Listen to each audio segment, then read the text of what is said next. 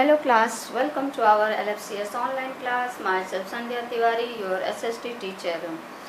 We are on chapter 28, okay, and we have discussed most of the topics from this chapter. We discussed like what is gender inequality and also factors, different types of gender inequalities and also inequalities in the economic field or economic aspects of gender inequality, and also we have discussed about inequality in the social field or social aspects of gender inequality.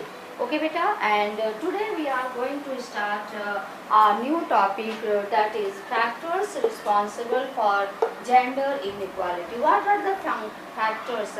क्या कारण है इसके लिए, कौन responsible है gender inequality के लिए. Okay, and also first that is low status of women in the society, second discrimination against the girl, third female infanticide, fourth child marriage, fifth the dowry system, and sixth that is the sati system, and also after this no permission for widow remarriage, and last that is no right of a Hindu woman to inherit property. Okay, these are the topics today we are going to start. So first of all let us start these factors responsible for gender inequality. Okay beta, so open your book, page 218. Factors responsible for gender inequality. Our society suffered and is still suffering from social evils and ills and evils. You all know that our society is suffering from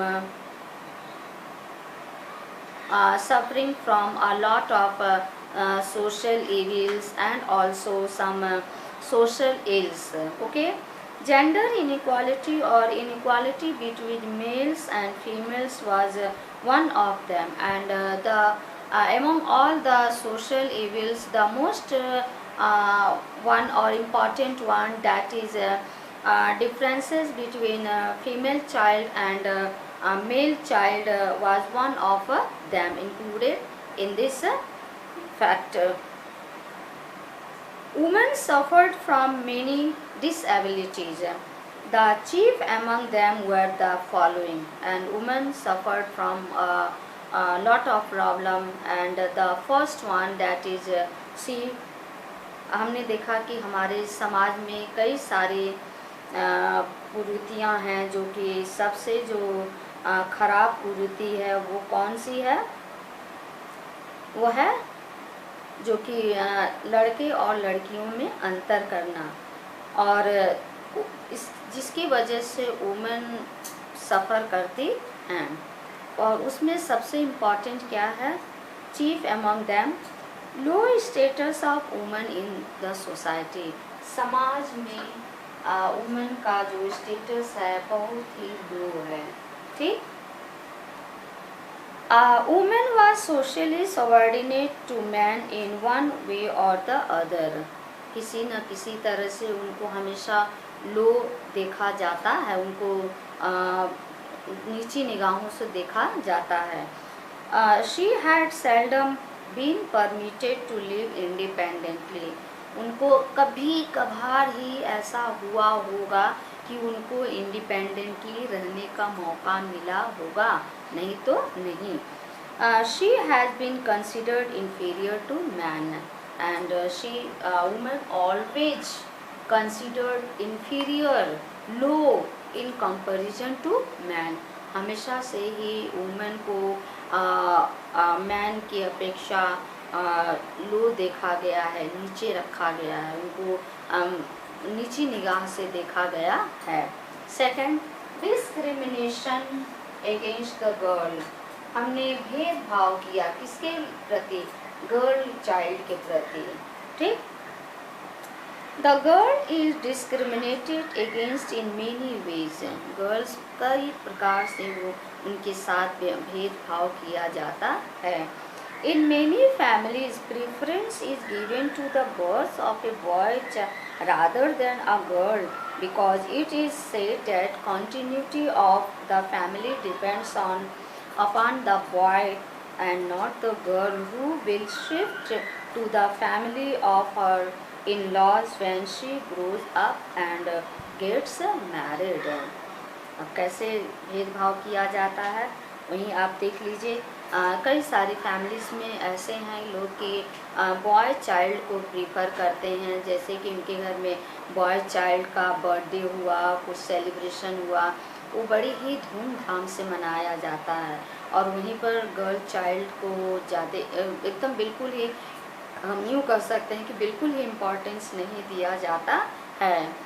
उनको क्यों neglect किया जाता है? उनको उनके लिए यही मन में भावना रहती है कि वो तो दूसरे के घर चली जाएगी, वो दूसरी फैमिली में शिफ्ट हो जाएगी और after marriage she will shift to her parents house. Okay. The birth of a child, of a girl, is considered as a liability in a traditional family because from her birth to death the parents have to spend on her. This is wrong, na? They have to spend money on her, on their boy child also. Why not only on girl child? ये गलत है ना? क्या boy child के ऊपर expand नहीं होता, उनके ऊपर खर्चा नहीं होता है? तो इनका कहना है कि जो गर्ल चाइल्ड है, जो बर्थ से ले करके उनके ऊपर बहुत सारे बर्थ से ले करके because from her birth to death the parents have to spend on her. उनके जन्म से लेकर के मरने तक उनके ऊपर पैसा खर्चा करना होता है. Specially at the time of the marriage. पैसा कब खर्चा करना पड़ता है? Specially at the time of marriage. With a few exceptions, discrimination is made in offering food to a male child and a female child. कुछ ऐसे भी exceptional case हैं जहाँ पर कि फूड को खाना देने में भी डिफ्रेंशिएट किया जाता है, उनके साथ भेदभाव किया जाता है. ये बहुत गलत बात है, ऐसा नहीं करना चाहिए. वहीं बॉय चाइल्ड को दूध, उनको बहुत ही न्यूट्रियस फूड दिया जाता है और गर्ल चाइल्ड को यूं ही रूखा सूखा दे करके लोग हटा देते हैं. उनका ऐसा कहना है कि चाहो तुम काम करो, तुमको कौन सा लगेज कैरी करना है, लाइक दिस. तो ये बिल्कुल ही गलत बात है. Male child and a female child. While everything is spent on the education of boys, every attempt is made to save that money as far as girls are concerned. जितना पैसा हो सके बॉय के ऊपर लोग खर्चा करते हैं और जितना हो सकता है गर्ल के लिए सेव करते हैं. क्यों सेव करते हैं? कि जल्दी से उनकी शादी के लिए स्पेशली सेव करते हैं. A girl is basically trained for household work. उन्हें और चीज़ के लिए नहीं ट्रेंड किया जाता, उनको केवल हाउस होल्ड वर्क के लिए ट्रेंड किया जाता है.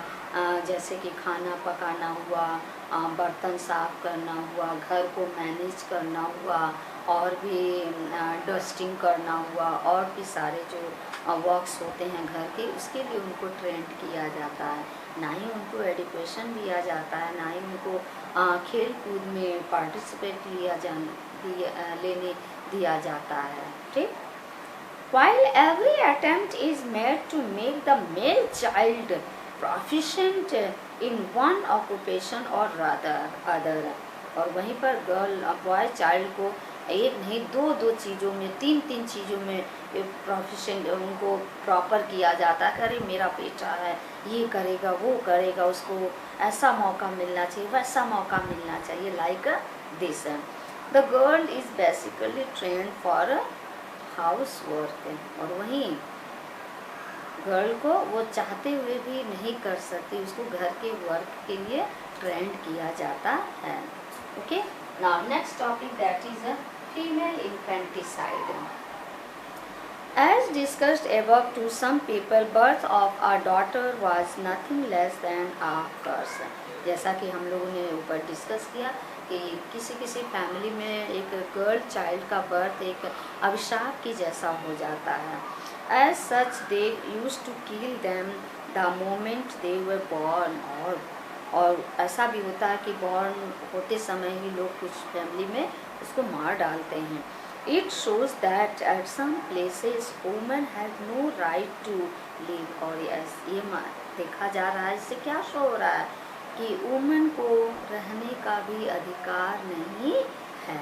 ठीक. Neglect of female education. Okay, इस पर नहीं लिखा है. Female education.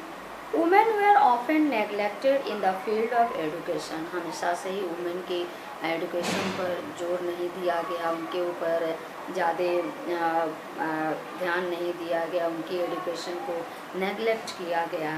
It was considered quite useless to educate them as they were neither required to seek employment और नॉट टू स्टडी स्ट्रक्चर्स. यह मानना है कि ना ही उनको पढ़ लिख कर के जॉब करनी है, नौकरी करनी है, और ना ही कोई जो कि ग्रंथ यानी जैसे धार्मिक पुस्तकों को ही पढ़ना. तो क्यों इनको पढ़ाना है, ये इनके लिए यूजलेस है, पढ़ाई इनके लिए यूजलेस है. Next topic, that is child marriage. Children were married at the very young age. In some cases, if the child husband died, the child bride became a widow to suffer a long life of agony, while if a child bride died, the boy could get married again. और child marriage में क्या है, मान लीजिए कि बच्चों की बहुत छोटे एज में शादी हो जाती थी. सपोज गर्ल चाइल्ड का जो हस्बैंड है वो कुछ समय के बाद डेथ हो जाती है उसकी, तो गर्ल चाइल्ड को पूरी लॉन्ग लाइफ उसको दुख भरा जीवन व्यतीत करना पड़ता है. और वहीं अगर गर्ल चाइल्ड जो दुल्हन है वो मर जाती है तो लड़के फिर से शादी कर सकते हैं. ठीक. The dowry system. Next one is the dowry system. Marriage of a girl was almost impossible without a suitable dowry, and one reason here also, without dowry there is no possibility of a girl child marriage. यहाँ पर ये भी कहा गया है कि marriage जो girl की मैरिज विदाउट डाउरी इम्पॉसिबल है, ऐसा डाउरी के बिना पॉसिबल नहीं है. Many poor girls had to remain unmarried और commit suicide to relieve the agony of their parents. और कई सारी फैमिलीज में ऐसा भी होता है कि गर्ल चाइल्ड सुसाइड कर लेती हैं, अपने माँ बाप के दुख को नहीं देख पाती हैं, इसीलिए उनको लगता है कि हमारी वजह से हमारे माँ बाप परेशान हैं, तो अपना सुसाइड कर लेती हैं. Next, no permission for widow remarriage. A man could marry as many wives as he liked, but a woman, if widowed, was regarded as a burden both on the family and the society.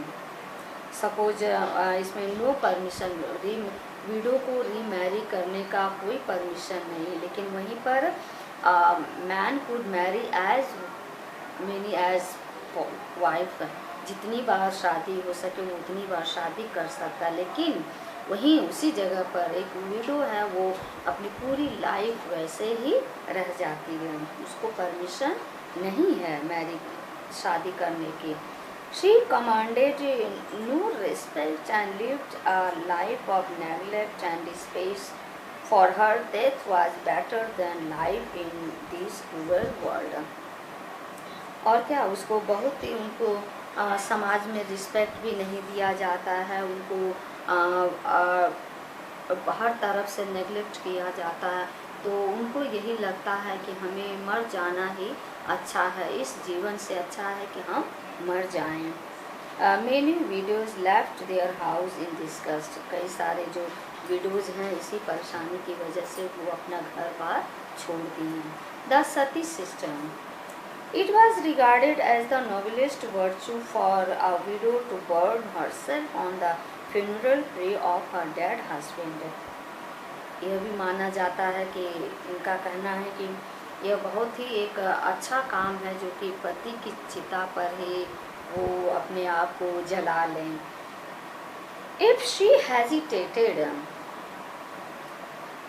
अगर वो hesitate करती है, वो उस आग में नहीं जलना चाहती है, नहीं जाना चाहती है, फिर भी क्या होता है, जो कुछ पृष्ठ होते हैं उनको ज़बरदस्ती उस आग में झोंका जाता है.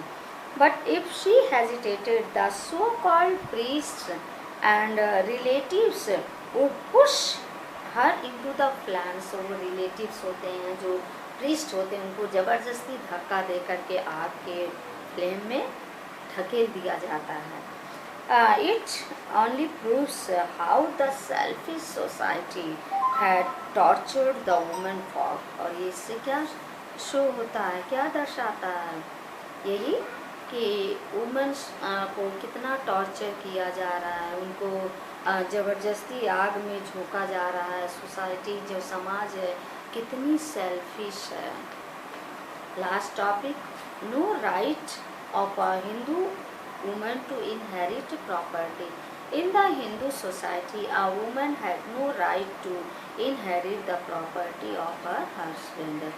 उनको हिंदू समाज में जो वुमन का जो प्लेस है, उनको इतना भी अधिकार नहीं है कि वो अपने हस्बैंड की प्रॉपर्टी को भी उनमें उसको वो ले सके, उनको उसमें हिस्सा मिल सके. ओके, लेकिन अब ऐसा नहीं है ना. So today only this much. Today we have completed this topic. I think you got it. Okay, so here's your homework. Do exercise A of chapter 27. Thank you.